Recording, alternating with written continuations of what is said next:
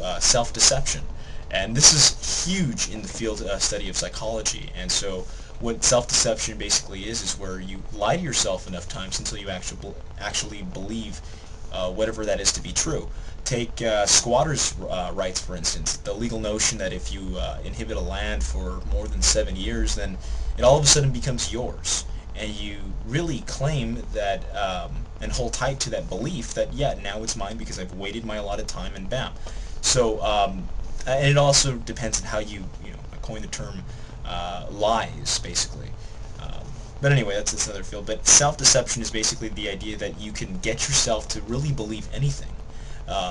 Any sort of idea, including the one that I'm telling you right now, which is an idea, is believable to some extent, and it becomes believable to you to some extent if you are allowed into that deceptive mode in that sort of way.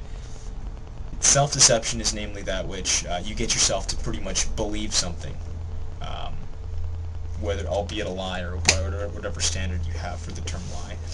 Okay. We are responsible for what we are. What we are is defined by our action. Our actions basically define us. That usually our actions are, and for a great part, a reflection of our wants. Okay, for the line that says we are responsible for what we are, I think that there is a great example that we can use for this to demonstrate its strength. How do you rate a personality? A personality is usually, in a very Nietzschean sense, is very defined by our actions, really. It's that that person was cool. Well, why was he cool? Well, because there was this experience that I had. Of course, the people are not going to say it like this, but this is what they're thinking. Because I had this experience with this guy. He was really cool. He gave me $4 lunch money or bus money or something. And that was really cool of him. So that action renders my understanding of that individual to be cool.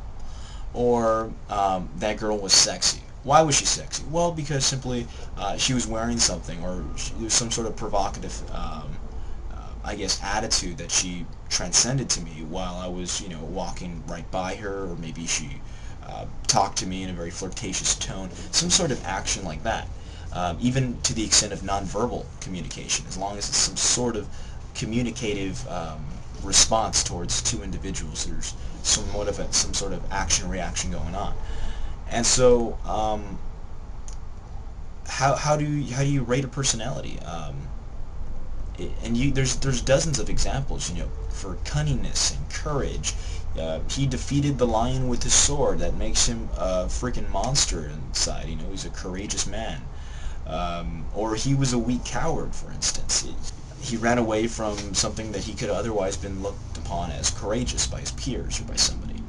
Okay, that being said, our actions define who we are. So now if we link these two lines that Sartre puts, of course with the correction in the first line, for the most part that is, in that line, I think there is now a much more of a better understanding from my layman's interpretation of it, given that I haven't read his text again, where this quote came from, but we do not know what we want, for the most part, but we are responsible for what we are. Okay, that's it.